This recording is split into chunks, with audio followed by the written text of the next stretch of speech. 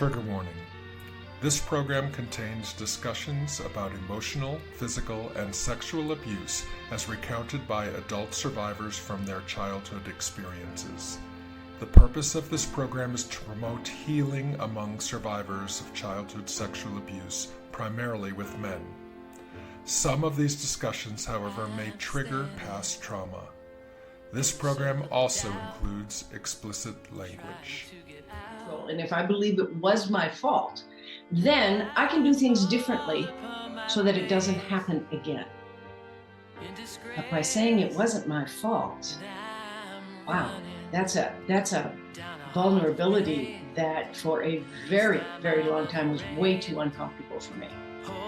There is so much power in acknowledging that I was sexually assaulted. It's like I am standing up, maybe for the first time in my life, and saying, hey, I was sexually assaulted, and it wasn't my fault. And so the brilliance of survivors, and I believe this to my core, is our ability to protect ourselves, to escape from those thoughts, those feelings that perhaps we're not ready for yet, we just don't know what to do with. When you listen to that, when you really listen to the voice that said, okay, this doesn't feel right. I don't have to know why it doesn't feel right. I don't have to try to figure it out. I just follow that. I just follow that and leave. Hello, I'm Lorward, and welcome to our monthly program devoted to education, healing, and personal triumphs as they relate to recovering from trauma caused by sexual abuse, presented by Voices Beyond Assault. And I'm Craig. As most of us here today, Lorward and I are also survivors of sexual abuse. Voices Beyond Assault presents these programs because we understand that men and women who suffer sexual assault are not always heard. We want to amplify their voices, empower them to heal, and provide the resources that are necessary.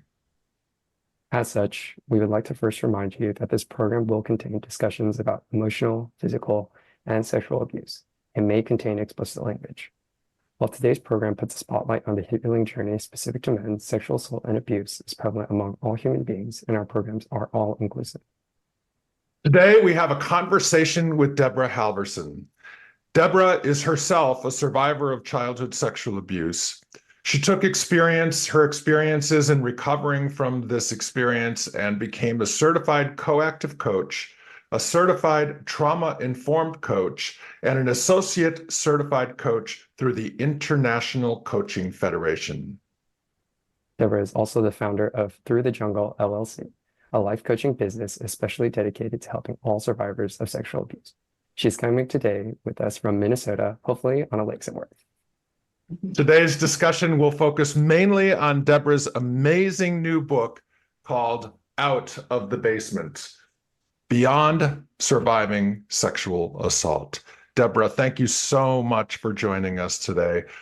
I have to say, we were just fascinated by your book, which really focuses on the healing process for those who suffered sexual assault.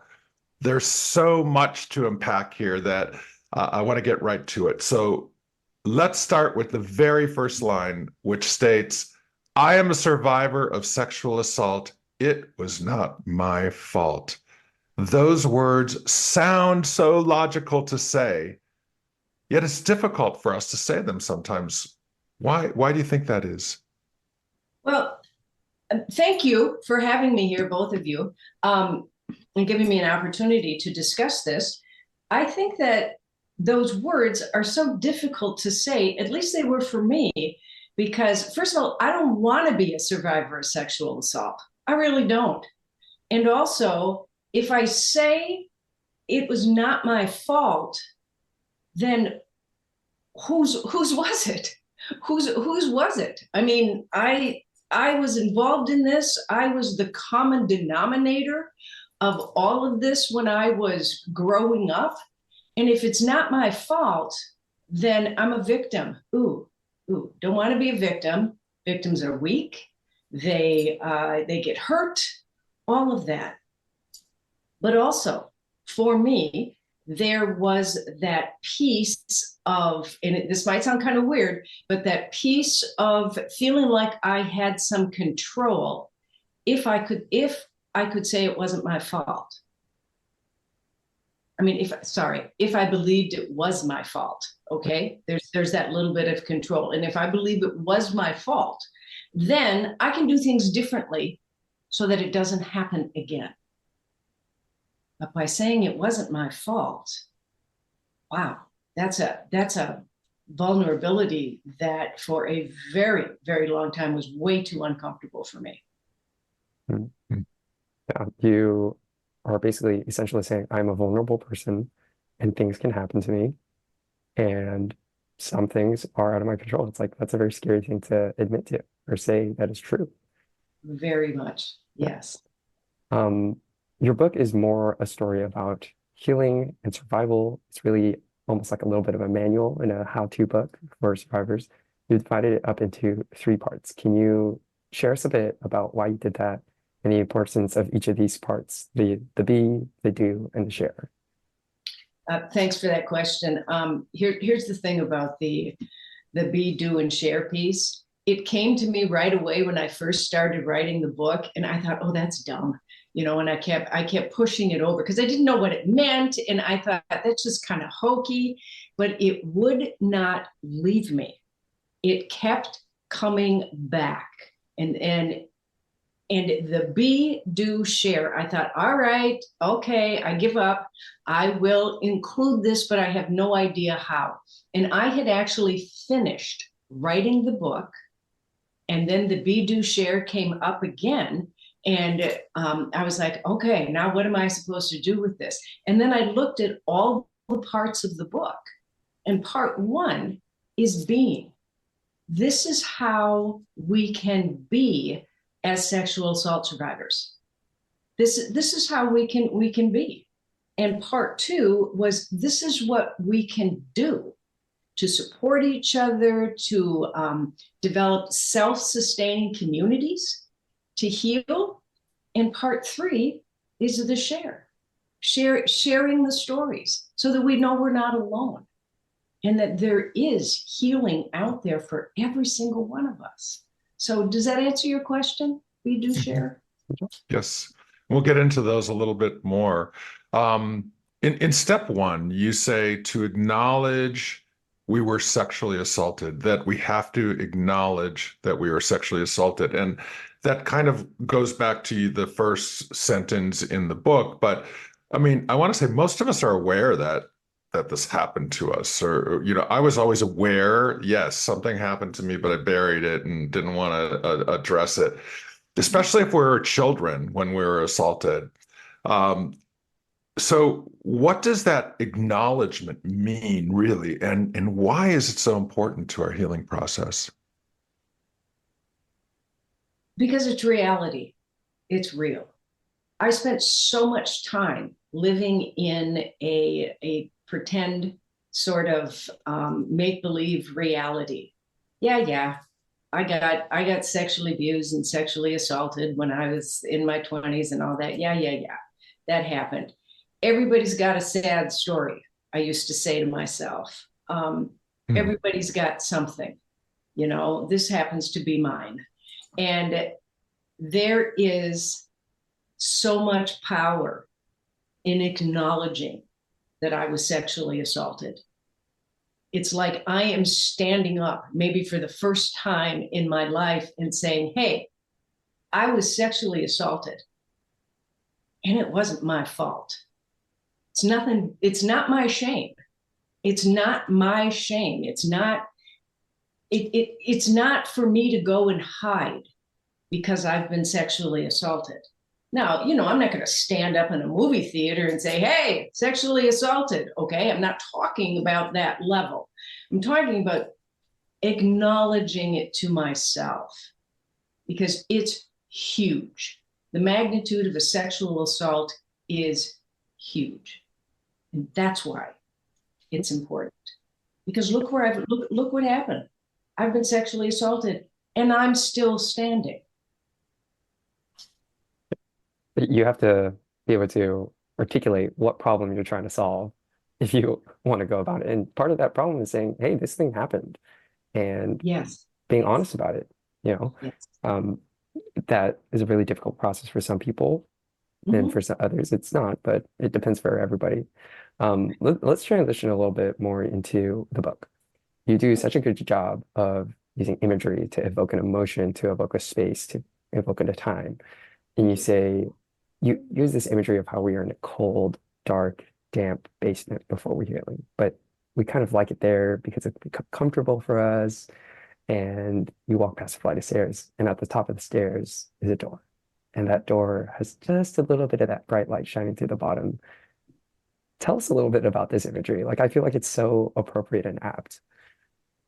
It sort of feels like that imagery is very powerful to me, and it feels like that's what happened to me.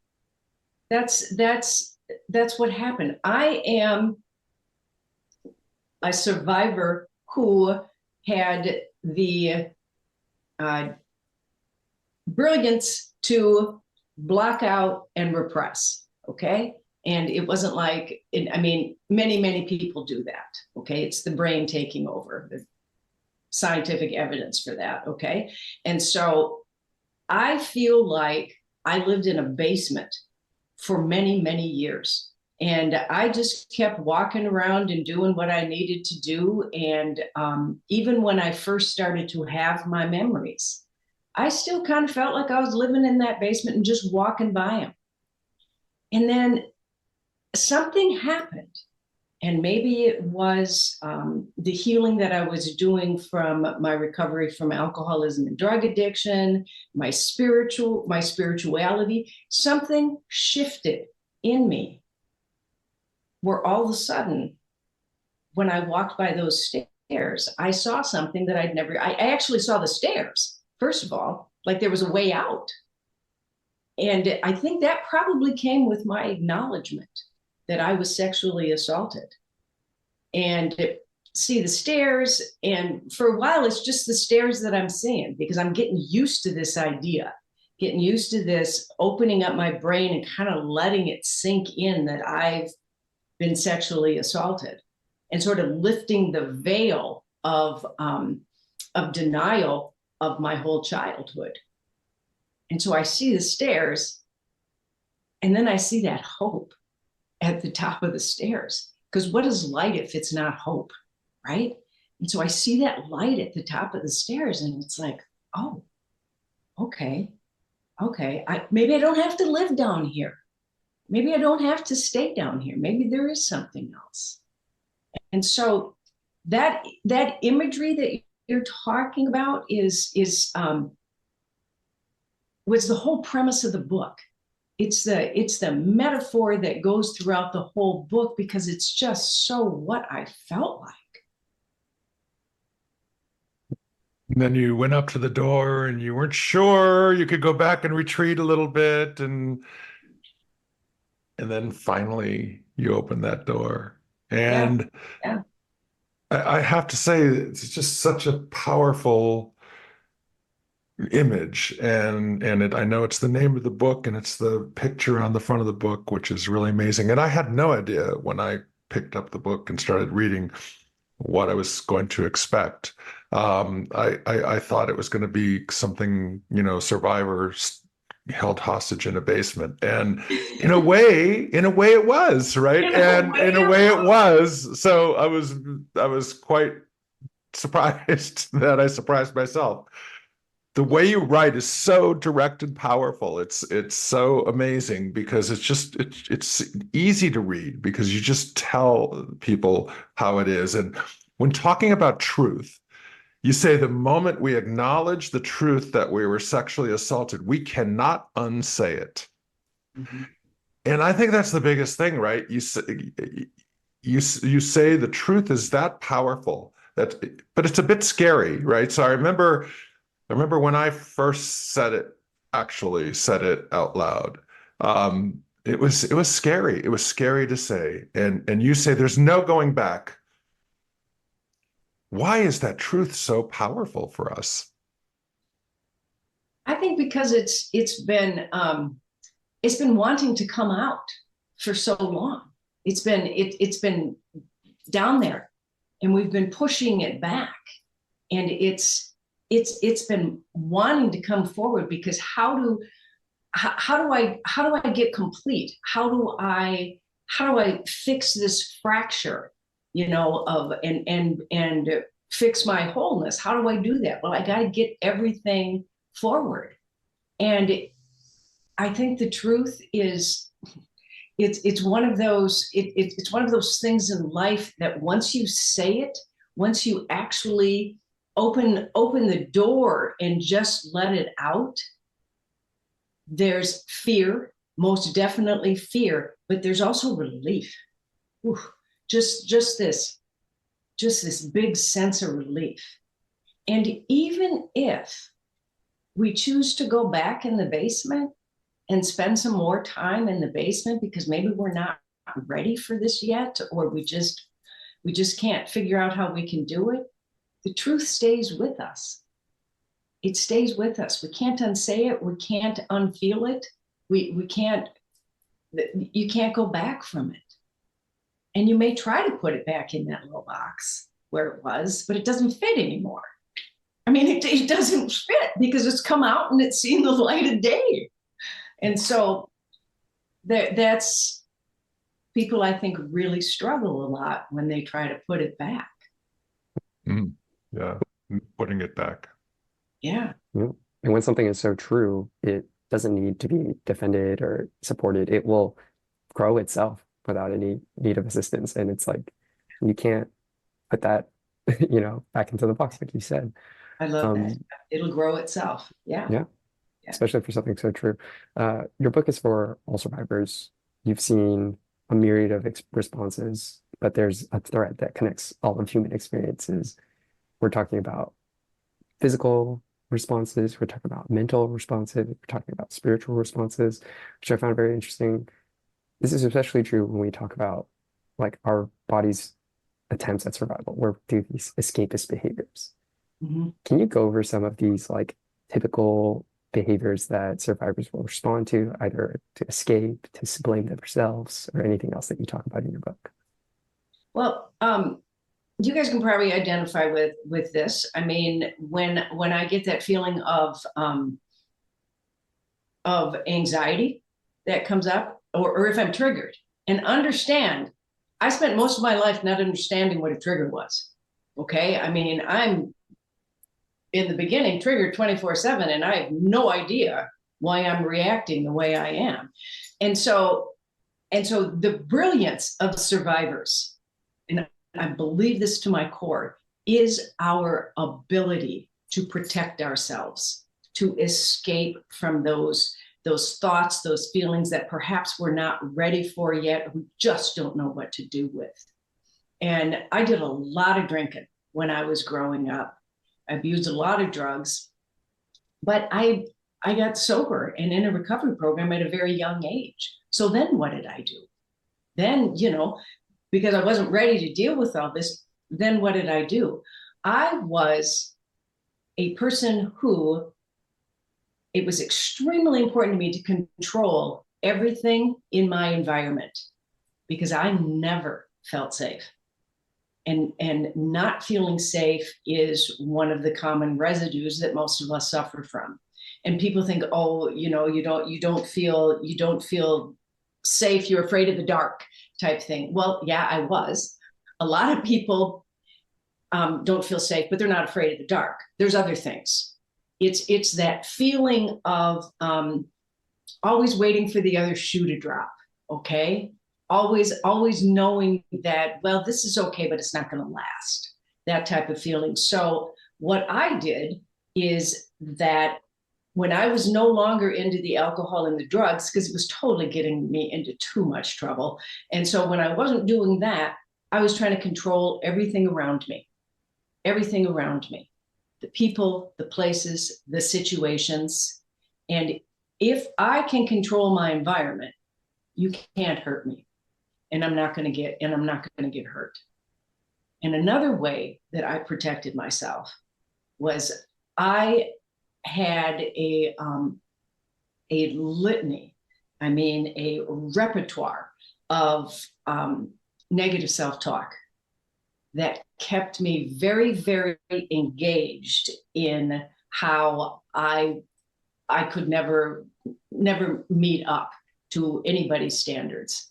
I mean, I didn't even know what mine were, but I couldn't meet anybody else's standards. So I kept my mind busy by constantly talking in my head about, well, you'll never pass that test, or, well, why would he want to go out with you? Or, oh my God, I can't believe you said that. What is wrong with you? Or, you are fat, dumb, and ugly. That was a big one. Fat, dumb, and ugly. And so people pick their own. And I'm sure you guys have your own that you have used. And I listed in the book some really common ones. Mm-hmm. You know, people sexually act out because they figure, well, this is all I'm good for. You know, I sexually act out. Cutting is a big one. But then you've got the subtle ones. People pleasing, trying to make everybody happy all the time, which is sort of which is along the same lines as controlling your environment. Because if I can make everybody happy, then you will all like me and nobody's going to hurt me. And so it's a way, and it's brilliant. I can't say it enough. It's a way that we survive. It's a way that we keep going and excel at our lives, is by escaping and developing these protections. Does that make sense? Yeah, it totally makes sense. And I remember before I had come to terms with what happened to me, I would go and travel. I travel a lot for my work, and I would go into hotel rooms, and the first thing I would do is open the closet really fast to make sure nobody's in there. If it had God forbid, it would have a shower curtain, I'd have to flip it open. And I thought it was just because I watched Psycho too much as a kid, but Right. but you know, I found out later, well, why I was doing that, and I wasn't feeling safe, and so it really resonated a lot. And what I want to tell people that are listening to this program, this book is not for women, it's for all survivors, like Lorward said earlier. It's like not no matter what nationality or sexual orientation you are, or male or female, doesn't matter. This book, it talks to all of us. But one part that I found a little bit discerning was, I think of self-blame as this terrible thing. I used to blame myself for this all the time. But you actually say that self-blame is a survival response. How so? How is it a survival response? Well, for me, it gave me if everything can be my fault, and I know I'm going all the way over to the other spectrum, but if I can be the person at fault here, then I can make sure it doesn't happen again. Then I really wasn't a victim. I just did something wrong that time. You know, maybe I didn't fight hard enough, or maybe, you know, whatever. But so if I can carve out a way within that whole situation where it can be my fault, then I get back a little bit of control. So I think a little bit of control, a little bit of power. And what I don't realize is that is just another level of self-harm, another way to continue hammering on myself for what happened, which wasn't my fault. Yeah. Good. I'm glad that makes sense. It does. There are so many things that people do to try and rationalize their experience, to try and help themselves survive. I think you touched on some self-blame, substance abuse, people pleasing, all these different things that we do. But at the end of many of your sections, you actually end with gratitude statements and new practices to kind of shift those paradigms. Can you tell us a bit about both of these and why they're important to the process? Good question. Thank you. The gratitude statements are a way for me to inject into this at the end of every step into this process, just the word gratitude, that, you know what, we're still here. We're still here and we're still functioning, most of us at a very high level. We got to have some gratitude for that. And we got to have some gratitude for what we've just learned about ourselves in this chapter, right? What did we just learn? And let's have some gratitude for that. Because change doesn't happen without gratitude. Shifts do not happen without gratitude. And the new practice section of it is more the question of what can I start to do differently to incorporate this learning into my life. And the University of Pennsylvania has this whole master's PhD level course called Positive Psychology. Dr. Martin Seligman created it, and I took the course. I took the course that's offered online. I'm not master's level or anything like that, but I took the course. And one of the biggest things that positive psychology talks about is having a new practice, and shift it to positive. Because we're not getting all mamby-pamby, everything is wonderful here, right? We're just doing a couple of little things. We're going to have a gratitude statement, and we're going to shift our practice just a little bit to make it a little bit more manageable. And shift it in some of the ways that it talks about in the previous chapter. And that's interesting. And you know, a lot of the times I think we as survivors who are here forget that there are survivors who didn't make it, who didn't have that, can't have the gratitude for being here because they didn't survive it. It took them over. And I have a friend who it took him over, and he ended his life because of it. And we all do, I'm sure. So we have to keep that in mind. And I know in speaking with you and reading your book, writing this was a spiritual process for you.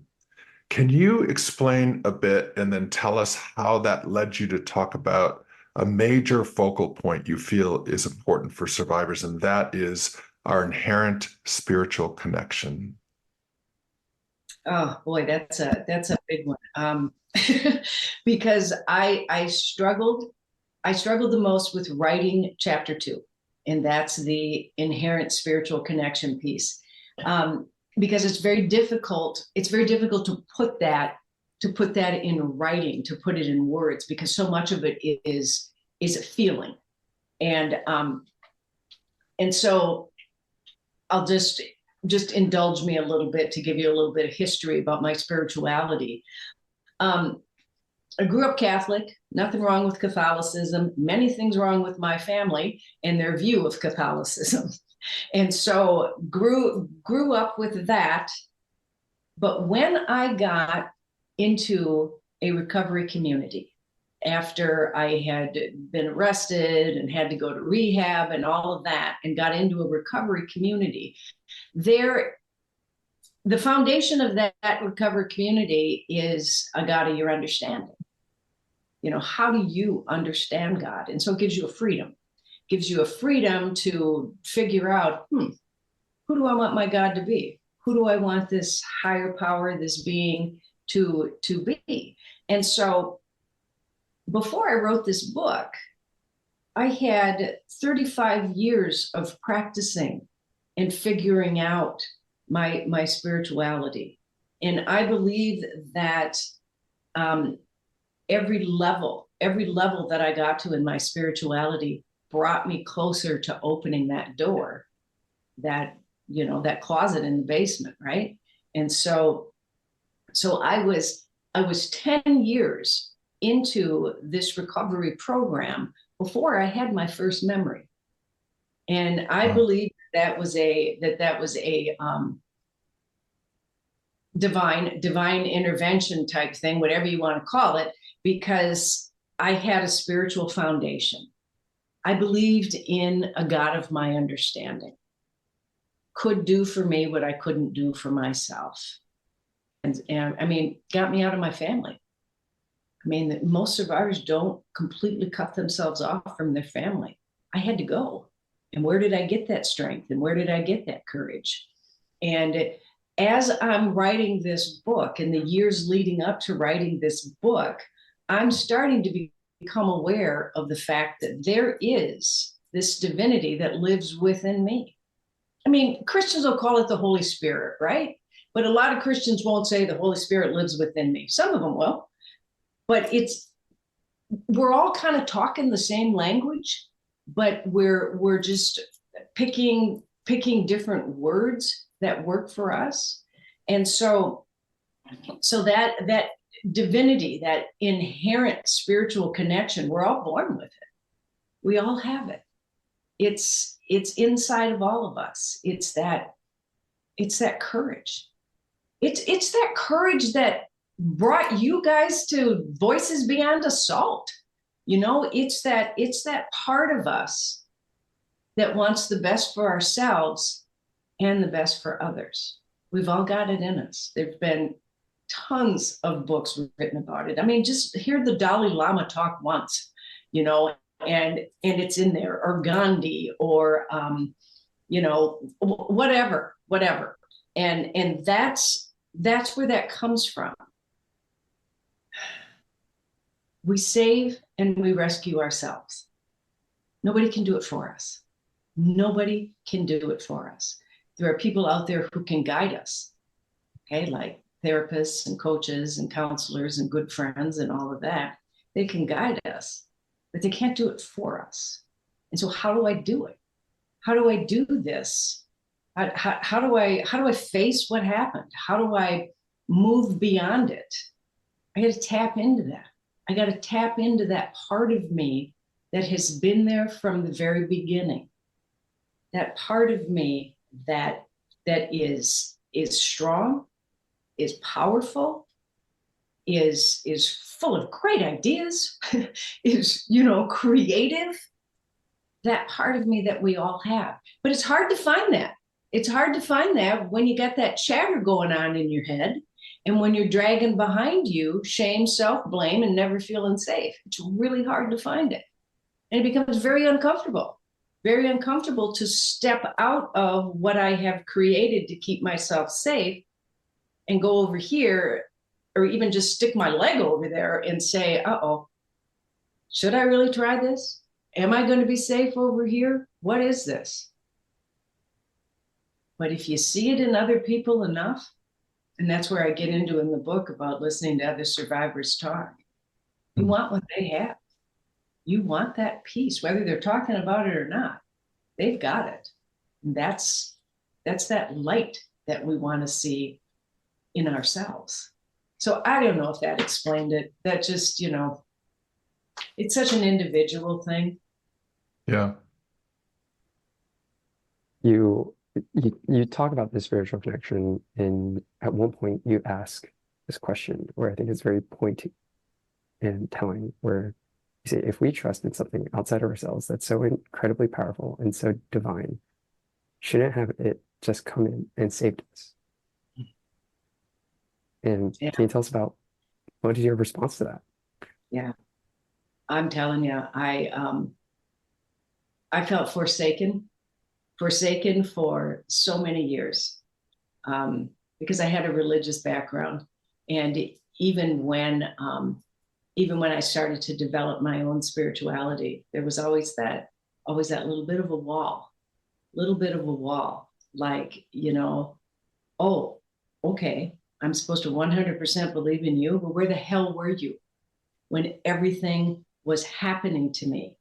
Because it didn't just happen once. It was a repeated lifestyle for me the entire time that I was growing up. And where the hell were you? What, if I'm supposed to believe that you're so strong and powerful, what in the world? You left me behind. You didn't take care of me. You didn't do what you were supposed to do. That was tough. I spent a lot of years there. And you know, you can have both of those things going on at the same time. You can have this, I'm developing my spirituality and my spiritual connection, plus where the hell were you? Okay, so they went on at the same time for me for many, many years, until I got to the place where I could say, again, it's an evolution. It doesn't happen overnight. At least it didn't for me. Oh my God. It's an evolution to get to the place where I am. Well, wait a minute. And I think I say this in the book, there's no magic wand. Nobody's going to pull out their magic wand and say, you know what, leave her alone, or you're all better now, or here, I will pull you out of this family and put you in a safe place. That just doesn't happen. Maybe it happens for maybe 1 in a million, but it just doesn't happen. So what happens then? What happens? I'm at that place of choice. I talk about choice a lot in the book. I'm at that place of choice. I can sit here with this spirituality, this spiritual connection that seems to work really well for me in all other areas of my life. And I can sit here where I am and resent the fact that I wasn't rescued and that I wasn't saved. I can do that. Or I can choose to look at it from a different perspective. Perhaps I was. Perhaps that's why I'm still standing here. It's because I was rescued and I was saved. I wasn't and am not one of those survivors who can't go there. And when I mean go there, I mean they can't go into their abuse and it fully heal. I'm not one of those. So maybe I was rescued. But who did that? Who did that? That's where that spiritual connection comes in. That's where the divinity inside comes in. I had and still have a power within me that I was born with. And that's that piece that rescued me. We rescue ourselves. We rescue ourselves because of our spiritual connection, because of the divinity within. And I bet you guys can look back on your recovery journeys and see where that sort of kicked in for you. Most definitely. And I think that my spiritual connection actually saved me and helped me end the abuse. So I can definitely point to that. But it's something that a lot of people struggle with. They struggle about not just identifying the spiritual connection, but then trusting and surrendering to that spiritual connection. And that's something you talk about in the book too. Why is that important to get to the point where we trust and surrender to our spiritual connection? Can I back up a little bit? Because you said something that shot something off in my head when you said that you believe your spiritual connection saved you during the abuse and all that. That I 100% agree with that. Those of us who dissociate during our abuse, what is that if it's not my internal divinity saving me and giving me the ability to check out? So yes, I wanted to touch on that. And what was your question?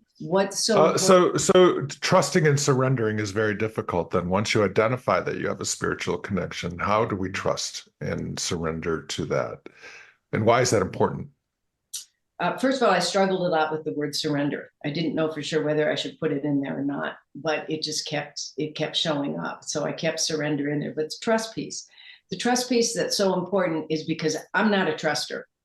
I don't trust people. I'm better at it. I'm way better at it than I was, but I don't trust people because it's been my experience that sooner or later, you're going to hurt me. Whether it's through disappointment, betrayal, physical, sexual, whatever, sooner or later, you're going to hurt me. So I am asking people to trust.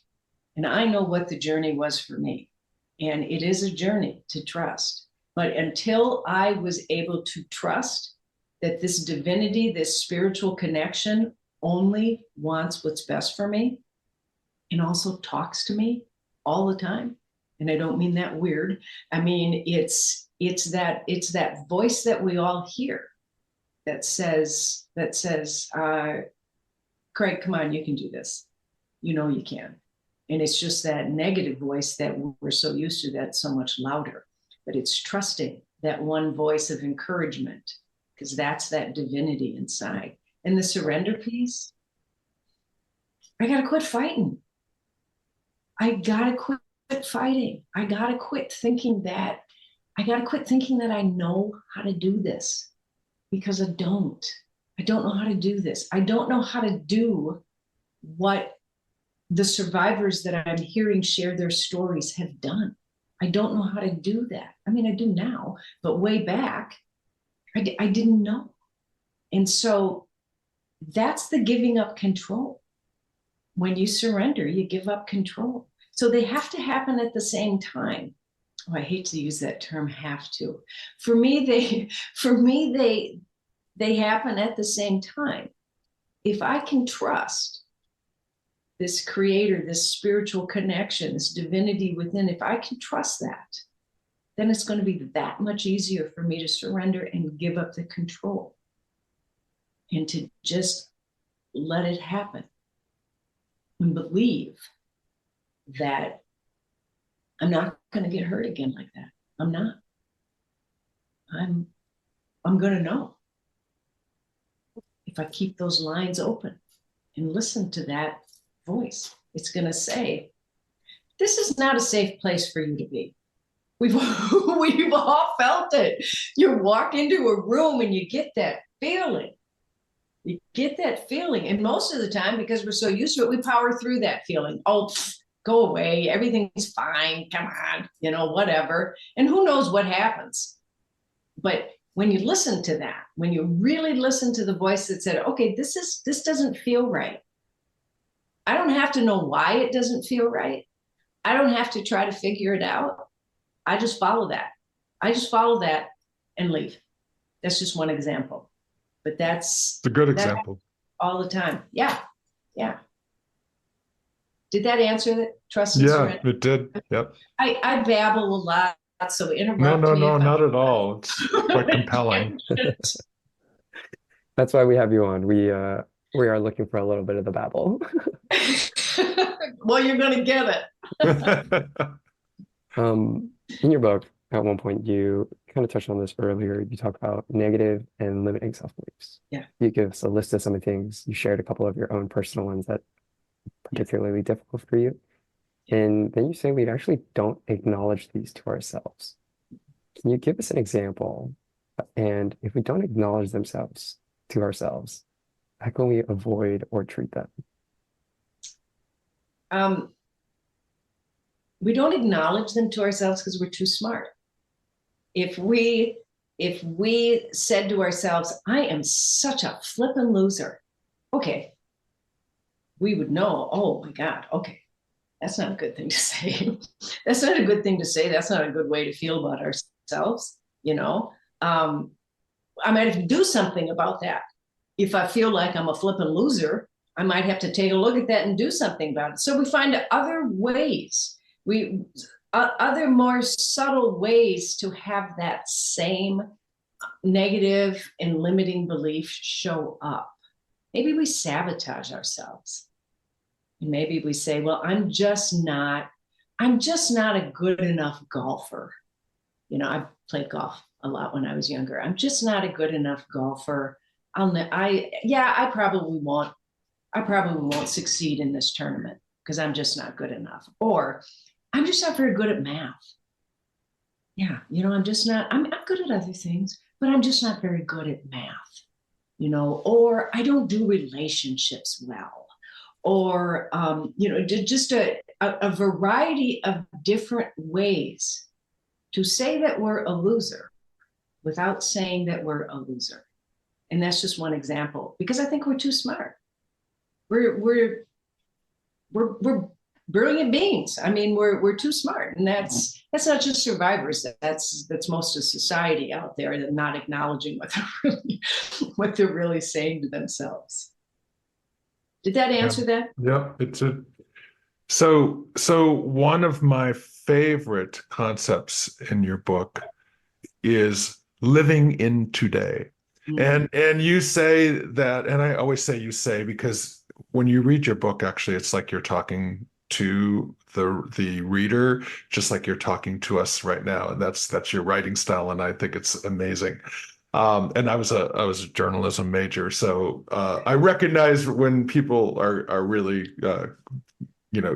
great writers. Thank you. But Thank you you. say anxiety, worry, and obsession. The three like most common things I think that as survivors all go through, all of those. But they cannot survive in the present moment when we live in today.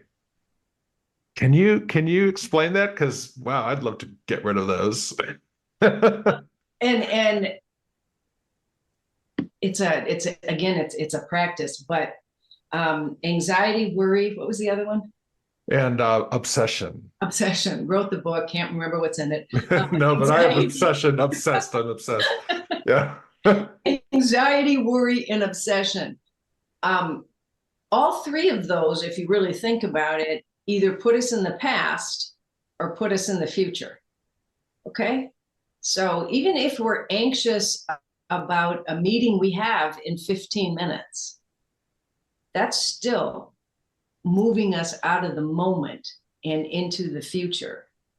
Or having some being obsessed with the fact that you said something stupid at a party and it just keeps looping around in your head. Well, you've just stepped back into the party. And so the staying in today has been so vital for me because it's a practice. And none of this stuff I thought up on my own, okay? It's all different things that people have taught me over the years. But if I am really anxious about this podcast, if I'm really anxious about showing up for this podcast and I'm worried about it and I'm, oh my God, what am I going to embarrass myself? What am I going to do? Blah, blah, blah. What I have learned is to stop, to pause, in through the nose, out through the mouth. Okay, my feet are on the floor. I'm in this chair. I'm in this room. I am safe. Nobody's here to hurt me. Okay. Let's move. Or let's just stay here until the 15 minutes is up and I go on Zoom. It's a staying in today, staying in the moment. And simply just saying, I am okay right now. Right now, I am okay. Because so much of my life was about protecting myself from the next thing that could happen. Protecting myself from the possibility of harm, which was a really great thing to protect myself from when I was growing up, because that was my reality. That's not what's happening in my life right now. It's not. I don't need to be protected. That doesn't mean that I'll never feel anxiety. I will. I feel it quite often. I recognize it for what it is and do that little, okay, let's just, hey, and acknowledge that I'm feeling anxious.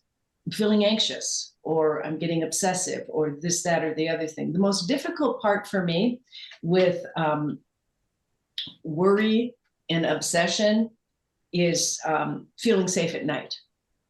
And so many years. I mean, it's like what you talked about with going into the hotel. Mm-hmm. You check your safety first. I mean, that's the first thing you do.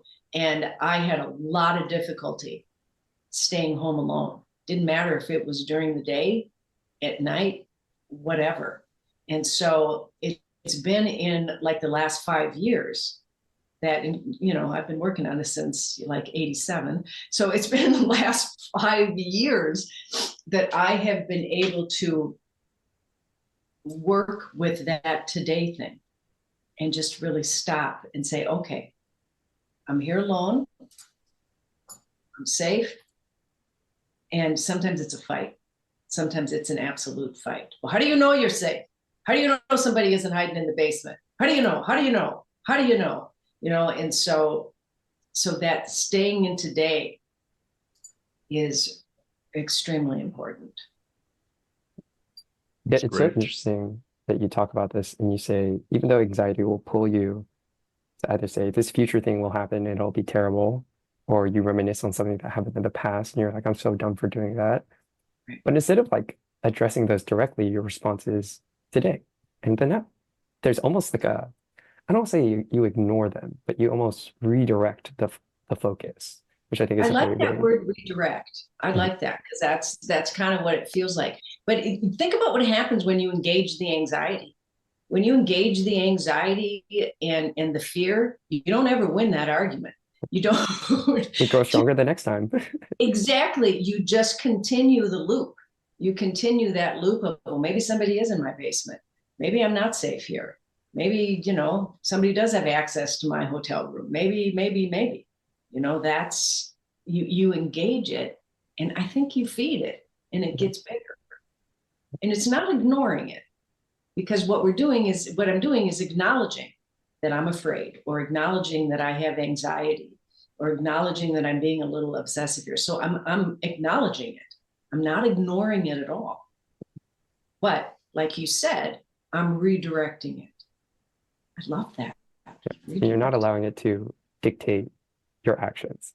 There you go. You say, I see that thing and it could happen, it could be a thing, but what I'm going to do right now in this moment is right here, right now, which I Yeah. think is a very powerful thing to say. Kind of in a similar vein, negative self-talk, right? Yeah. We all suffer from it. We all do it. You actually say something that I find very interesting is you say you need to identify the body sensation that goes along with it. Why is tying those things together important to you? And could you give us a few examples? Because our bodies will tell us what's going on. As a sexual assault survivor, I ignored my body for a very long time, other than when I was hating it, which was quite often. But I ignored it. I'd get a headache, I'd get a stomach ache, I'd get a big old cold sore, I'd get all kinds of things from my body, but would not pay attention to it at all.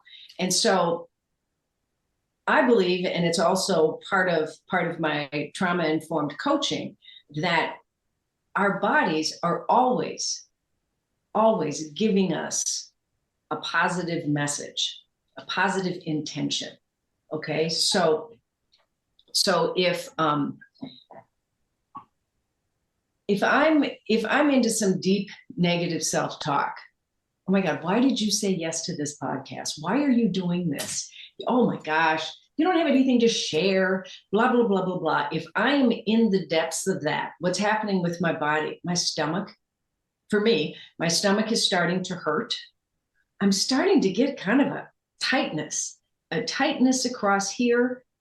And so if I allow myself to feel that,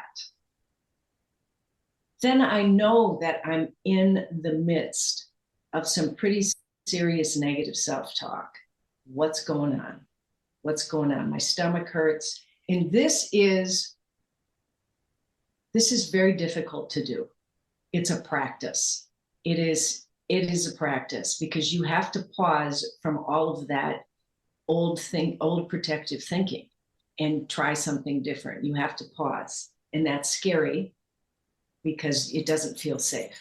It doesn't feel safe to pause and to say, okay, my stomach is hurting right now, or my neck is just really, really tight right now. What's the positive intention that my body has? Oh, okay, I'm kind of trashing myself again. All right, that's usually what happens when my neck starts to hurt. I am trying to sabotage myself, make sure that I don't step out of this protective zone that I'm in. And so that connection is so, so important. I mean, there's an entire book written on it. The Body Keeps the Score. I mean, it's one of the best books ever written, with connecting trauma to the body. And so I hate it when I say we have to. It's really important. It's really important to make that connection. Another thing too is that trauma lives in our body. It stays there until we give it permission to leave. Because the brain and the body don't know, when we're triggered, that it's not happening again. They don't know that. And so they kick in and they do what they normally do until we simply say, thank you, but we don't have to do that anymore. This is not happening right now. And so that's the huge connection between the brain and the body and the negative self-talk and how it harms us. I mean, it physically harms us. So you talk about identifying it and being aware of it, but then you say conquering it. Conquering negative self-talk takes practice. How do we go about practicing conquering negative self-talk? You just acknowledge that it's happening. That's the biggest thing. That's the most powerful thing we can do. Just, okay, that's negative self-talk.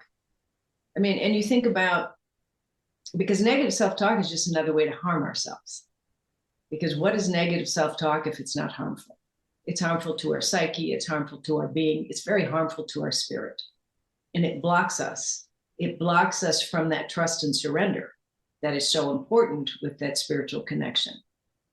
And so you acknowledge it. Okay, that's my negative self-talk. And sometimes that's all you have to do, Craig. Just acknowledge it. Okay, yep, that's my negative self-talk again. Boom. And maybe you keep going with it, but something happens when you acknowledge it. It's just like when we acknowledge we were sexually assaulted. Something happens. There's just like this little power burst that happens inside of us because we've acknowledged something that has for so long had power over us.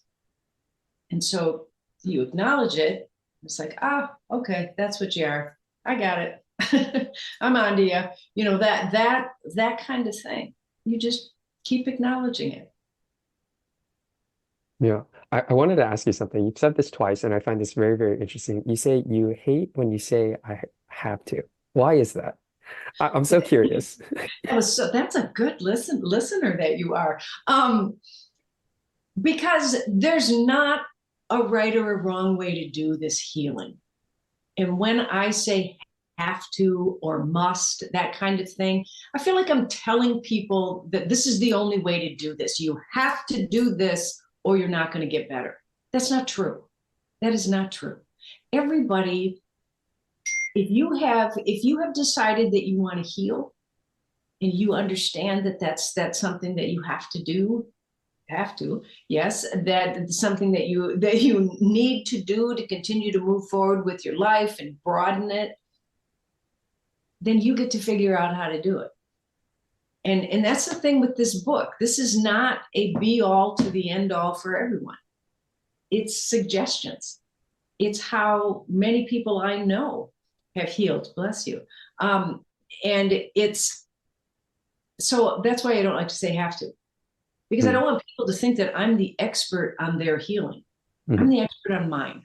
You're not telling people you have to use this tool this way because I said so, but you're saying exactly these are tools that exist and are available for you. Yes. You are the expert of your situation, or you and your therapist, or you and whoever you're working with. Right. And it is up to you to decide which tools you will pick and how you will apply them. You can advise them and you can say, this has worked for me. But ultimately, I see where you're coming from, and that makes a lot of sense. Yeah. Thank you for clarifying. That's why I don't like, but, and I think I even say in the note to the reader that this is a tool in addition to what you're already doing. Because I'm assuming if people are picking up this book, that they're already doing something. You know, doesn't matter what. Maybe they're doing yoga, yoga every day to calm their body. I mean, whatever. This book is in addition to that, but it's not the be all to the end all, because it's not going to be the answer for everyone. You talk about the need to speak with other trusted sexual assault survivors. I don't know that they're always easy to find. We can find them through organizations like Voices Beyond Assault, though, and that's how Lorward and I came together in the first place. Oh, that's great. But what can we get as survivors? What do we get from doing that? You get so much. You get this feeling that you're not alone, that you're not the only one that this happened to. But even more than that, you get that camaraderie. There's that thread that now connects you to, like me connecting with you, Craig, or you, Lorward. We're like there's that thread that connects us now. We have an understanding based upon our trauma that these horrible things happen to us, but also we're still standing. How is it that you're still standing? What did you do? Or how is it that you're still standing? What did you have to do? And we share that strength, because it's not about the horrible things that happen to us. It's about, what do we do to live with them? How do we get full lives, even though this horrible stuff happened to us? Does that make sense? Yes. I always liken it to, there's a very shared sense of camaraderie for people who are in the military. And it's kind of like you all have this very similar experience. You went through it differently, you responded differently, but you have a certain sense of shared unity in either goal, in either destination, and that always ties you together. And it almost sometimes helps you recognize each other as well. Yeah. Well, and even if we get together in a room with a bunch of survivors of sexual assault, we're not sitting around talking about our assault. There's a thread, there's a commonality, energy, if you will, that brings everyone together, and there's a sense of, oh my God, these people get it. Yep. These people get it. We're all in on the joke. We all are part of some secret club. Like there's something there.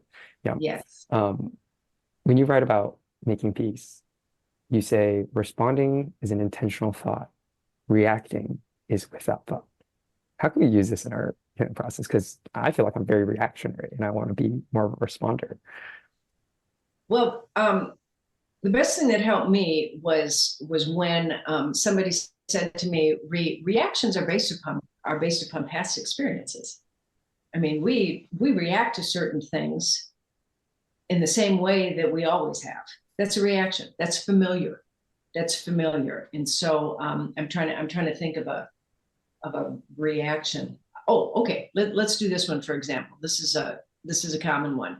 I to this day, when my husband is the last one to come up to bed, I will get up and go down and make sure that he shut the garage door, that he turned on the nightlight, and that the outside light is on.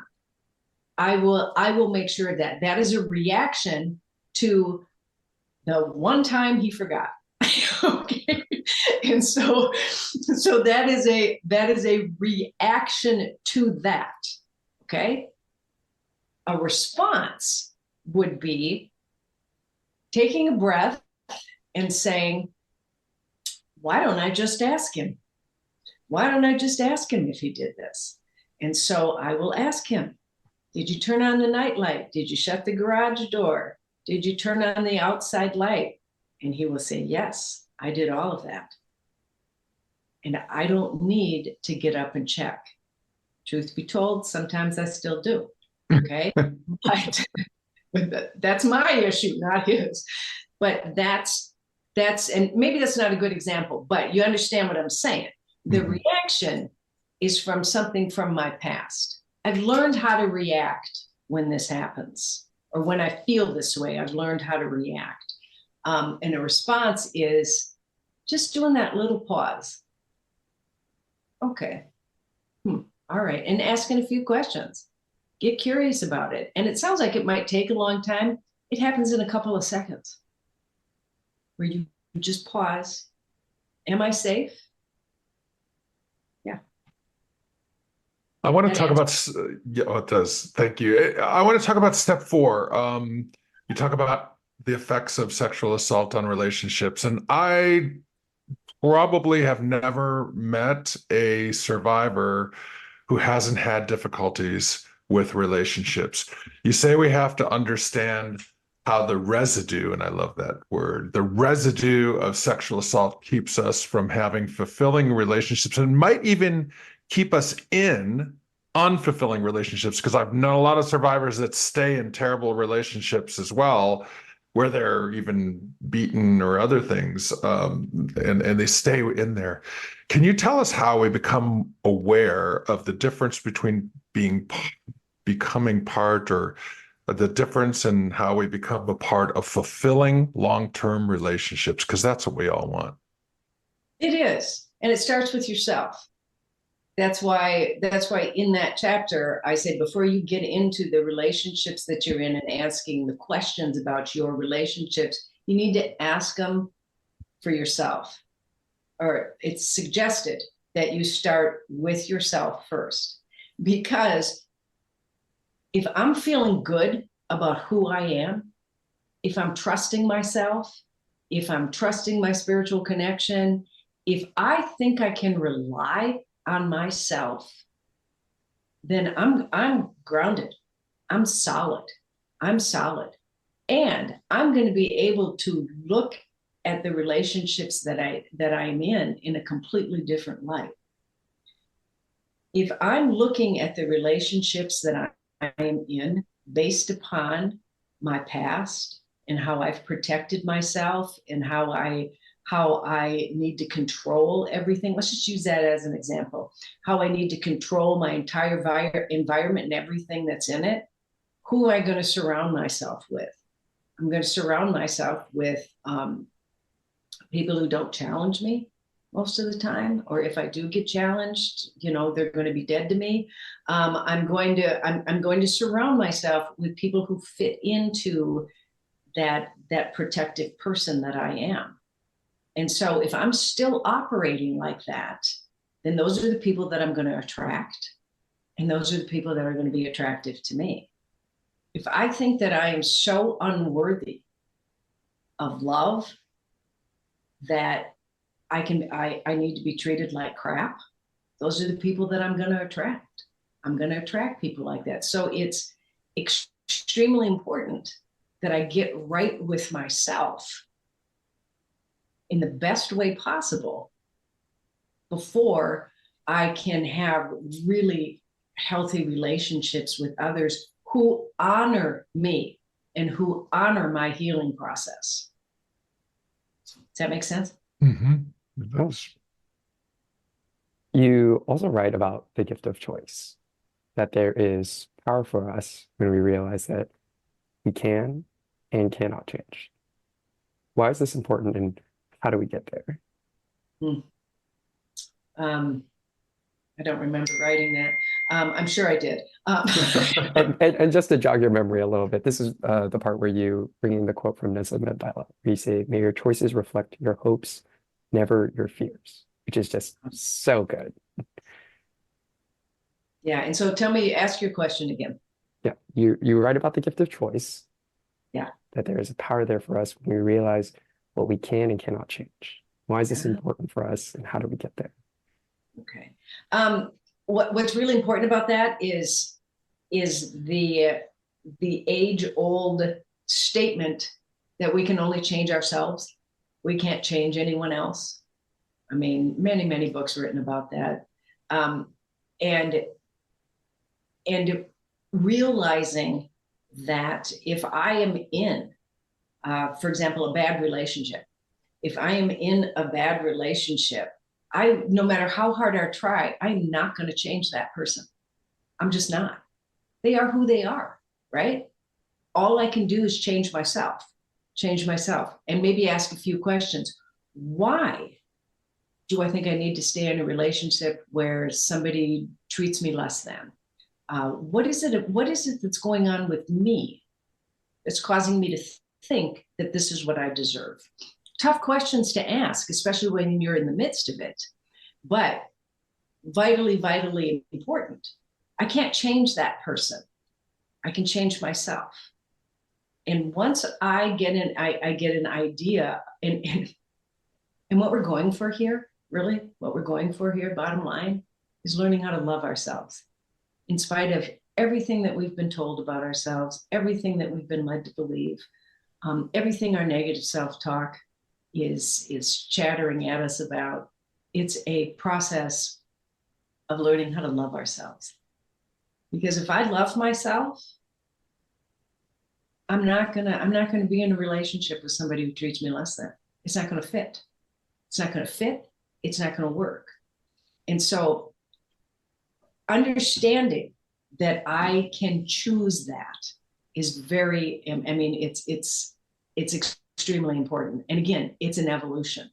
We don't just wake up one day and say, I'm going to choose better relationships. Well, okay, how do you do that? You do that, first of all, by understanding what's going on with you. What's going on with me? Am I minimizing?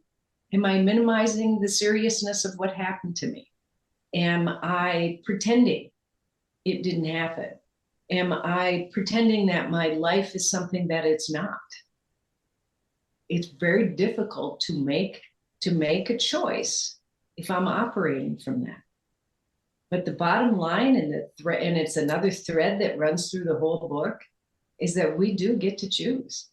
Sexual assault takes any choice away from us. I had no choice when I was growing up in anything that I was forced to do or anything that happened to me. No choice at all. And in fact, because I grew up with this whole mindset of no choice and everything is done to me, those are the relationships that I had. And they were not healthy. They did not honor me. And in fact, it took me many, many years to be in relationships where I felt seen, heard, and actually loved. And so it's a choice. And you said, how do we get to that point? It's that acknowledging. It's that acknowledging piece. Something in this relationship doesn't quite feel right. What's going on here? It's that acknowledging, which is so important that we have community that we can talk to people about. But we'll get to that. And yeah, we will. And, one of the other concepts I really love in your book is you talk about the healing process, the steps in removing a link. Okay, I removed that link. Oh my gosh, that was so powerful. Can you explain to people the concept of removing the links? Yeah, it's when we start to realize that we're doing something different. It's when we start to behave differently in a way that serves us. And I don't mean that in a selfish way, in a way that serves us on our healing journey. That's how we break the links. It's when we step out of that protective comfort zone and do something different. Maybe we have gratitude for something that we thought was a horrible thing, right? Maybe we have achieved a level of gratitude. I understand why that happened to me now, or why that person, did what they did, whatever. Okay, that's an acknowledgement, and that's an understanding that we are not the horrible people that we tell ourselves we are. And boy, when we do that, that's about 3 or 4 links right there that get broken in the chain. But it's when we can turn around and say, oh my gosh, I'm not that scared person anymore, or I'm not that person who thinks bad things are going to happen to her all the time. It's that it's the awareness. It's the awareness that things are shifting and changing. That's when those links start to go away. It's a great visual. Yeah. How about that quote from that song of the Eagles? Oh my gosh. I'm talking about big links, and then that quote comes up and I'm like, yeah. And they're my favorite band. And, me too. I love them. Lorward may not. You know the Eagles, Lorward? I know the Eagles. I don't know if I can name 5 songs from them. That's okay. Okay. You know who they are. That's important. Yeah, that's important. Yeah. You also say healing takes practice. And I think that may be something that has been expressed in idea, but you put it so succinctly in words.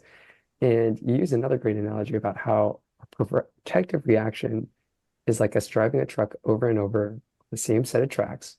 And we need to make new tracks if we are to move our healing process forward. Can you just expand on that a little bit more for us? Because I think that's a great illustration. Well, yeah, and when you think about it, you guys are from California. In Minnesota, when it snows and before the plows come through, you're driving on everybody else's tracks because it's easier and you're not going to get stuck, right? But if it takes the plows a long time to come through, those tracks become very deep and very hard. And so when you try to move over, your car is kind of jiggling and it doesn't want to be over there. So that's the visual, and there is such comfort in doing something familiar, isn't there? Even if it's harmful, even if it's not advancing our life, there's such comfort in it. We know how to function in it. I know how to function when I drive on those tracks over and over and over again. Most of the time, it doesn't feel very good to drive on those tracks, but so what? I know how to function in that. You start to move that over a little bit, and it's extremely uncomfortable. And that's what it felt like to me when I first started practicing living my life from a healing perspective rather than from a just surviving. And I feel a little uncomfortable putting the word just in front of that because I don't want to minimize how important it is to survive. But it's moving it over to this healing perspective. And that takes practice because it is unfamiliar. And how do we practice that? How do we practice that every day? It's that acknowledgement piece. It's that acknowledging when I'm feeling anxious, afraid, staying in today, looking at what and who I'm surrounding myself with. And it's a practice of trusting that spiritual connection, that divinity within that will tell us if we're not safe, that will tell us, maybe you better think about something else here. I mean, it's trusting that. And that's the practice. That's the practice. And it doesn't happen through osmosis or just sitting around and waiting for it to happen. It's deliberate. And for many people, it's just having that 30 minutes of silence every day where you just, and less people do it in the morning. I do it in the morning where I just sit. And I can meditate, sometimes I'll meditate and that means it'll be longer, but I'll just sit for 30 minutes and I won't listen to music. I won't listen to a podcast. I won't read. I'll just sit and trust. So it's just it's a practice. And I'm not sure many people are aware of how difficult it is to sit for 30 minutes. I don't think I could do it. And do nothing. Oh my God. Yeah. And do nothing. And I have even part of it, but you find your own practice, right? That's mine. You find your own, but it's a practice where you're doing something different. One of the things that I have struggled with a lot in my life is always having to have the TV on. No matter if I'm cooking, if I'm doing laundry, whatever I'm doing, the TV has to be on. And it's really helpful if it's a show that I'm very familiar with and I like, because I don't have to pay attention.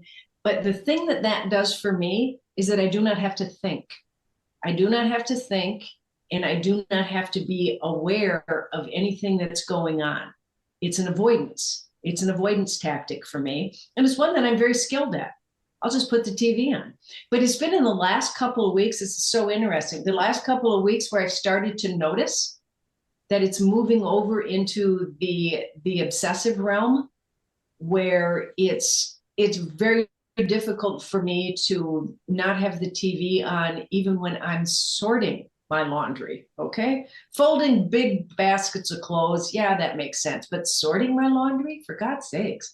So it's noticing the ways that we are trying to not have to be with ourselves. And if I can carve out time to be with myself, just quiet, then I can hear. Then I can hear what's happening. I can hear the ideas that come up. if I've got that TV on in the background, I can't hear anything but Rachel talking to Ross. I mean, that's what you hear. Mhm. So that's So now we know what you watch. Even Lorward knows who you watch. Even I know. So Yeah. let's talk about sharing one story. You talk about the importance of sharing our stories, but you also caution us survivors not to dwell too much on the sexual assault portions, which is really interesting because I remember when I first started sharing my story, I went into such excruciating detail and it was so painful. Can you tell us why it's a good idea not to dwell too much in the sexual assault itself when telling our stories? Thanks for this, because there's a fine line. Because I'm definitely not saying don't ever talk about the details. For God's sakes, we have to talk about the details. But what I mean when I'm talking about that is if you are sharing a story, sharing your story to a group of people or on a one-on-one type thing, or in a podcast like this, right? People don't need to know who did what to me. Okay? I mean, the details, how it was done, anything like that. That is not a necessary piece of sharing.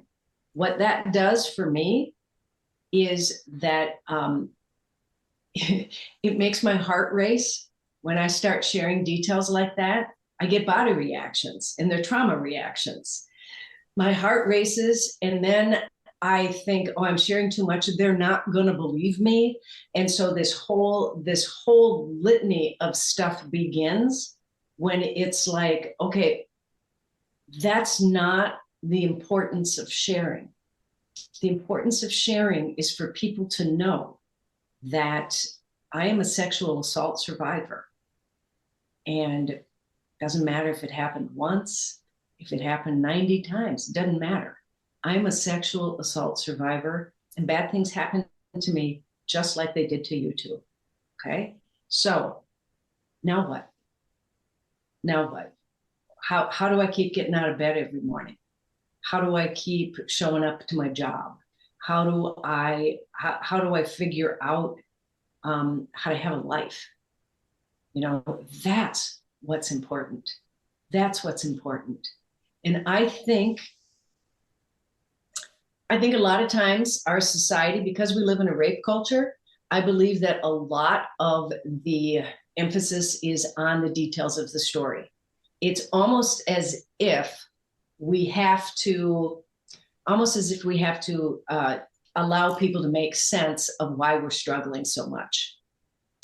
And my story is one where people would say, oh, yeah, wow, that's a tough story. I can see why you've had difficulty all your life. But you take another one of the stories in my book by a person who was assaulted by a cousin a couple of times. And the question that the conventional wisdom of society right now would be, well, what are you struggling for? That wasn't even penetration. That wasn't even rape. What's your problem? And so the details of the assault distract us from what's really important. And what's really important is, how do you keep getting out of bed in the morning? That's what I want to know from a survivor. I don't want to know your details. I want to know, how do you keep doing this? How did you have the brilliance to start this podcast with everything that happened to both of you? How did you do that? That's what I want. I want that. I already got the other part, okay? So I don't really need the details of that. I think we are all relatively familiar with some sort of tragedy in our lives, and living through that isn't, again, there are specific times, spaces, and occasions for that. Absolutely. Absolutely. But what we are more interested in, like what Craig and I shared about starting this podcast, which you're sharing about as well, is we want to learn about the thriving that is measured by inner strength, the resilience, the self-love, how people can get there. Like that's truly what we want to know. And like in the cheesiest like DreamWorks way, right? It's like it's not Yes, about who you are or what you started with. It's about where you're going and where you're trying to be. right, Yeah. right.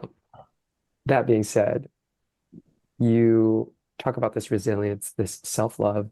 Do you think, and this might be a little reductionistic, like, do you think we can all get there? Do you think that's possible? Um, I'm not sure I can answer that. I'm really not. Because I know, because if I answer that question, yes, then those individuals who can't do it, well, then that begs the question, what's wrong with them? Right? I think that everybody is made up in the way they're made up. I look at my situation and my story, and I know people who have similar stories to mine, and some of them aren't doing very well. I mean, they are mentally and physically not doing very well at all. And it's not for lack of trying, you know? And Mhm. so I think that if I were to answer that question, yes, then there's a level of shame that gets attached to it for those individuals who just for whatever reason can't get there. And I don't think we're all meant to get there either. I think that as individual survivors of sexual assault, we have to find out where is this journey going to take us.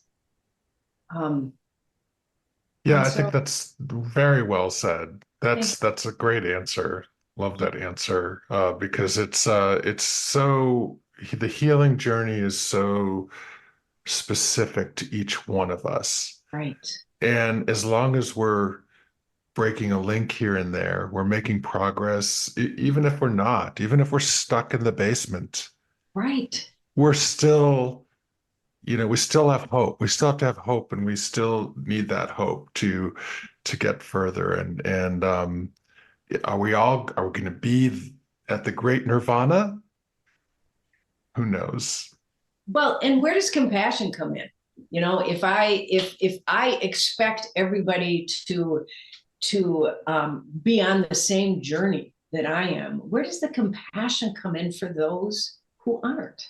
For those who it's just too difficult to climb those stairs. Does that mean they're less than? No. I got to have compassion for all of that. That's our humanity. That is our humanity. We love them where they are. And whatever step, or still in the basement, or just standing at the top of the stairs, it doesn't matter. It doesn't matter. It's that compassion piece that I 100% believe needs to get extended to every survivor out there. With wherever you are is okay. It's okay. Yeah. The best So we can do, sorry, Greg, we're good. but the best we can do is love them for where they are, encourage Yeah. them, and try to be a good example of like this is what things could be, and maybe even beyond ourselves, be like, there's so much more that you could be, and trying Yeah. to balance those two of you're a person who's struggling with things, and you're also a person with the capacity to change and enact great change. Mm-hmm. Well, and that's why the community that's you're probably getting to this, but that's why part two, the doing of the book, is so important. It's because it's an opportunity for people to come together and talk about their healing and what do they do. Like somebody could show up and say, I couldn't get out of bed yesterday. I was just too depressed, or I just kept thinking about it, or whatever. And people will show up at that group and they'll say, you know what, I know exactly what that feels like. I couldn't get out of bed 3 weeks ago. I get that. I know what that feels like. But let's dive in and see if we can talk about how do we heal from that. I mean, that's what's so important. Yeah, and I love that in your book, and about how you talk about the importance of getting survivors together, and you give guidelines on how to set up these groups, and you give even guidelines of how to conduct the group meetings and discussions, and it's just fantastic, and I'm going to use it. I'm just Please. telling you, I hope you don't mind me stealing No, it. that's why it's 'Cause in there. Steal away. I'm definitely going to pursue that. So it's really amazing. What struck me in your book is that usually I've read a lot of survivor books, and because we've done this now for over a year, and it's you put the sharing of the stories. You share, you have survivors share their stories. You put it at the end of the book, which is always at the beginning. It's always the first thing it smacks you, is the survivor story. You consciously put it at the end of this book. Why did you do that? Oh my gosh, it's so funny because I wasn't even going to include them. I was not even going to include survivor stories at all because I thought there's a lot of memoirs out there. There's a lot of survivor stories out there already. I don't want it to take away from everything else in the book. But I had the, again, like with the Be Do Share and some of the other things in the process of writing the book, it would not go away. It would not go away. And so I was like, okay, fine. We'll include the stories. They're going to be at the end. And why did I put them at the end? I had to think about that because I was adamant that if I'm going to include these stories, they're going to be at the end. There's several reasons for it. First of all, if I included the stories in the beginning, it is human nature to stop there and not go on any further. Because I get in a place when I read somebody's memoir or I read their story, and sometimes it's too much. It's too much for me, and I don't want to read anymore, or I stop in the middle of the book. And so it was also some of my own personal experience with reading people's stories and the difficulty that's there. Because when I read a person's story, particularly in a memoir, I know what they're feeling because I've experienced it. I know what they're feeling, and it's difficult to feel those feelings again. And so I thought if I put the stories in the beginning, then it would detract people from moving forward. And I decided to put the stories in, period. It's because, like I said, I couldn't escape that. But also, another reason that I decided to put the stories in is because I talked so much in this book about consult another trusted survivor. You know, check out this person. When this person said this, I was like, oh my gosh, that resonated with me. And so I thought, if I'm talking so much about that, I need to have that community in the back, the community that I'm talking about. And so I asked 6 people. Every single one of them said yes without hesitation. Well, only one of them said, what's the deadline? But the rest of them were, when the rest of them, absolutely. And I asked them to keep it to 2,000, 2,200 words. And I did give specific instructions about go light on the details. I think there's only one story in there that's a little bit heavier on the details than the others, but it's important to have it all wrapped together. There's the healing, there's the building community, and there's the sharing. This sharing piece is so that as survivors, we can understand that there's hope. There's hope.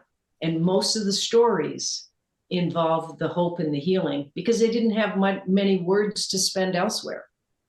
You know, I don't know if you guys have ever been to an open meeting of Alcoholics Anonymous where somebody gets up and they tell their story, right? There are people who will tell their story and give you 45 minutes of what it was like for them to be drunk. And then maybe 15 minutes of, oh gosh, I'm healing now, I'm better, blah, blah, blah, right? Well, that first 45 minutes, I'm sitting in the crowd going, yeah, I know. I know. what it's like to be drunk. I know we do stupid shit. I know we hurt people. I know. Get me to the part that's going to help me. And so that's, and that's just an example. Most people who tell their story in open meetings, you know, give the healing journey of it in Alcoholics Anonymous. But that's what I wanted for this. I thought we all know, because we're all sexual assault survivors. We know what it's like. And so tell me how you're getting out of bed. That's what I really want to know. How are you functioning? What are you doing to get better? That's what I need to know. And so I had one person tell me that the last story, I think it's called Common Denominator, should have come first in the book. And I gave him the same answer that I just gave you guys. No, we got to know, you got to know that there's hope and that there's healing before you just read somebody's story. Because reading their story, that's somebody else's journey. Sure, there's a lot of crossover with your own. Yeah. Of course, we can identify, but it's somebody else's journey. And what's your journey going to be? And that's what the beginning of the book is about. The first story actually in the book, The Cycle Stops Now, is your own story. Yes. Would you like to take a little bit of this time to share a little bit about your story, a little bit about what you went through? Yeah. How do I do this? Let's see.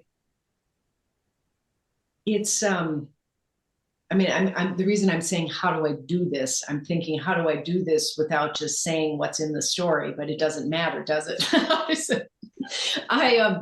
I was born into a very extremely dysfunctional family.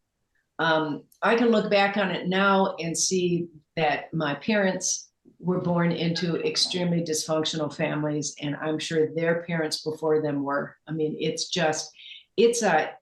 just keeps repeating over and over again until somebody stops it. That's the family that I was born into. And I also grew up in a very small town in a community that was a psychosphere of dysfunction. So if you can imagine a dome of dysfunction being over this town, and the town had about 4,000 people in it, a dome being over this town, and it's a dome of dysfunction, it was everywhere. I don't know what was going on behind closed doors in other people's homes, but I know what was happening in the schools and in the churches, and it was a very cultish town where there were occasionally ceremonies, ritual ceremonies, where abuse would happen, and so that's the kind of that's what I was born into. I was born into this madness, and I one of the things that I write about in my story is that as a child born into that, you don't know it's madness. Your reference point is that. And so you don't know how crazy it is. You're just trying to survive, and you're just trying to figure out with the child's brain, what do I have to do next to get my dad to like me? What do I have to do next to have my mom quit hitting me? What do I have to do next? And so you're just going from one thing to the next, trying to survive. But at the same time, you're a kid, and kids really have a lot of fun. I mean, no matter where they come from, they really try to have a lot of fun because that's what being a kid is. And so, you know, I was with my three sisters, a family of 5 kids. My 4 of us were 1 year apart. We were all girls. And then my brother came 6 years after my youngest sister. And so we hung out together. We did a lot of stuff. We did a lot of stuff together. Never, ever, ever talked about the abuse. It was, you know, it's so interesting because people will say, I can't believe you guys didn't talk about it. You didn't talk about the abuse. You didn't talk about what was going on. Well, it's almost like, you know, did you talk about how many times you had Captain Crunch for breakfast when you were growing up? I mean, you just did it. It just happened. And again, if you're a child who doesn't know anything different the entire time that you're growing up, what's to talk about? But also there was something very, very serious that went on in my home. There were threats. There were threats that if you go to school on Monday and you talk about this, my dad would threaten one of my sisters or my brother or something. So, you know, there's that conditioning, that conditioning that goes on. And conditioning is very real. I mean, I don't need to get into that. I'll just make that statement. Conditioning is very real, and it's all around us. And so that was my conditioning. Were all five of your siblings abused? My sisters, all of my sisters were. I can say that for a certainty. My brother too. Yes, my brother as well. So yes, there were no favorites. We were all treated equally in the realm of abuse, and it was both my mother and my father.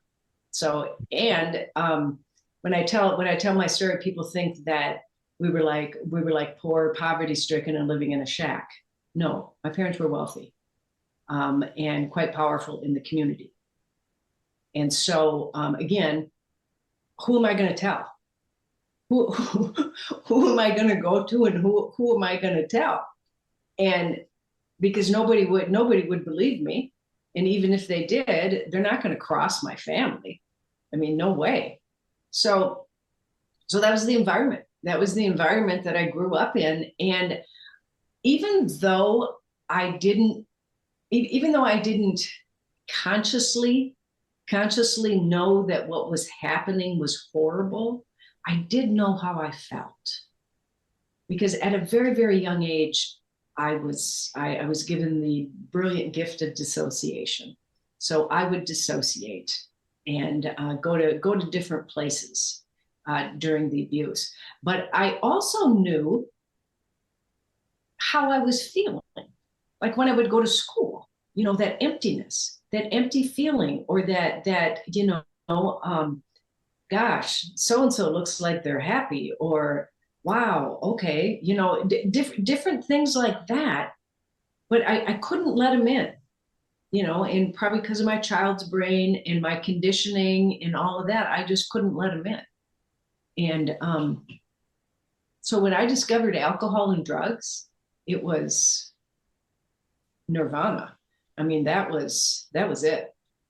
I didn't have to think about anything. I didn't have to live my life. I could be somebody else. The problem with that, I mean, and I started off as an extremely heavy drinker and drug user right from the get-go. There wasn't like a build-up to it. And I had that feeling and that ability to escape, and I hugged it for all it was worth. But it got me into a lot of trouble. I got into a lot of trouble with the law, with my friends, with my siblings, and also with my parents.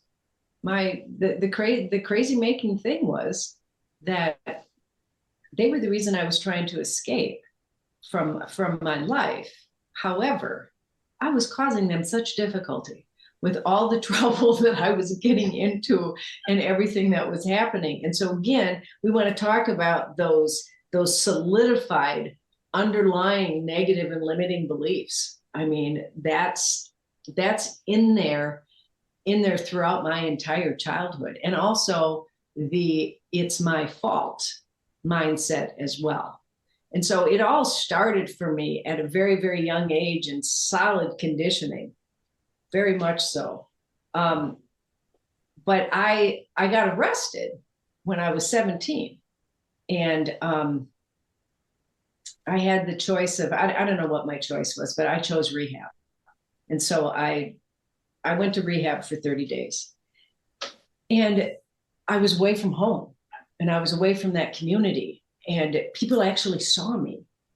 And I remember one time my counselor saying to me, we had, you know, you had one-on-ones every week with the counselor. I remember my counselor saying to me, he used to call me Debbie, what happened to you? You know, I mean, he asked me that question. And then, you know, I'm crying and I'm not talking because I can't. I'm so conditioned that one of my siblings is going to get killed or hurt or whatever if I open my mouth. And then he put his chair a little bit closer to me and he said, Debbie, what did your dad do to you? So it was like he knew. He knew. And I couldn't speak. I absolutely couldn't speak. It was that conditioned and that solid within me. But what happened to me was that for the first time in my life, I felt like I could do something right. And that was staying sober, staying clean and sober, could do something right. And so 6 months after I got out of rehab, I went away to college. I went away to college and I got involved in the recovery community in this college town. And that's when I first started to develop that spirituality that we talked about earlier, that spiritual connected, started to develop that. And also for the first time in my life, I had people who cared about me just because of who I was, not because of who my parents were and not because of the power, but because of who I was. So things were starting to shift. Things were starting to shift a little bit for me. And I was starting to feel a little bit more power. Still not talking about anything that happened to me. It's still way, way back there. But you know, it's kind of opening up a little bit as time goes on. But so life is getting better for me. I was in a bad relationship for a couple of years. I broke up with that guy and decided I wasn't going to go and live at home for the summer. So I moved down and lived in another college town and started my own little housekeeping business, house cleaning business, because I love to clean. Because, you know, sexual assault survivor, nothing can be clean enough. At least that was my perspective of it. So I was a great cleaner. And one of my clients sexually assaulted me. And I remember thinking several things. First of all, you want to talk about feeling forsaken by this new spiritual connection and this God of my understanding. I was like, are you kidding me? I am sober. I'm trying to live my life differently. And now this. It was devastating, absolutely devastating. I told no one. I didn't call the police. I was living with one of my sisters at the time. I did not tell her. I told no one. And I believe that that's a big part of my conditioning. You don't tell anyone because it's your fault that this happened. And I could get into why I thought it was my fault, but it's nothing different than what anybody else has ever talked about. What I was wearing, how I was acting. I mean, I just went and picked up the fucking keys, right? But it's that self-blame piece that keeps going around and around. And so when that happened, it was devastating. And even talking about it now, you guys, I get a little bit of a racing heart, even talking about that assault. And I think the reason is because before I went and picked up the keys from this guy, I was being talked to. You know how we talk about the spiritual connection and the calm voice that always wants to take care of us, which is always there. And then there's the other one. You know, it's not really devil and angel on your shoulder. It's much more complex than that. But when I walked into his place of business to get the keys, this overwhelming feeling was inside of me. Turn around, go. And I didn't. I pushed it away. And I'm very careful when I say this because I don't want people to think that I'm still blaming myself for that. I wasn't capable at that time in my life to let that voice come forward and to really believe it. I absolutely wasn't. But that incident sealed it for me years later, that we are talked to all the time and told when it's safe and when it's not. That's why I tell that story, is because that's what sealed it, but it took many years later. So after the assault, I packed up my bags. I moved back home to Crazy Town. I got back together with that guy. I started smoking cigarettes, of course, after I quit drinking and doing drugs. And I just sat outside and I smoked for the rest of the summer, because I'd kind of given up. But I never told anybody about why. And then when I went back to college with the same group of people, things started to loosen a little bit. Things started to loosen, and I never talked about it. I never let it come up into my consciousness, but something was loosening. And I'll just give the picture of something loosening around my heart, because I felt like most of my life, my heart was so protected, and for good reason, right? But it's so protected, but it just kind of felt like things were loosening a little bit because of this community that I was involved in, because of this spirituality that I was finding. And so that just kept going. That just kept going, but I still kept going home. And it's not like the abuse stopped. I just kept going home because it's what I knew. And that's the crazy ass conditioning, that no matter how old you are, when you start at a very young age with that conditioning, until it is deliberately stopped, it continues on. And that, a lot of people can't make sense of that. And I understand that. But that's the way. Were you going to ask a question, Lorward? No, I was just going to say, I heard something once that the reason family can get under your skin so well and knows how to push your buttons is because usually they're the ones that put them there. Yes, that is exactly it. That is exactly it. Thank you for that. When I graduated from college, I moved to the cities, and that's where I met my husband. Mm-hmm. I broke up with that loser. I started to get healthy enough, but it took me about 3 or 4 years. But I broke up with him, and then I met my husband. I'd never met anybody like him before. He was very normal, very normal. And 9 months after we started dating, I had my first memories. That's when the little door started to open, and I started to get little chips of what actually happened to me. My body knew, my behavior knew, but I didn't have that conscious memory. But I had put myself in a position where I was safe with the people that I was in relationships with at that time. I had a spiritual foundation in my life that I didn't really quite trust yet, but I had it, and I was away from home. And so I started to have the memories. And the thing about it is that I never doubted them. And I know a lot of people struggle with doubting their memories.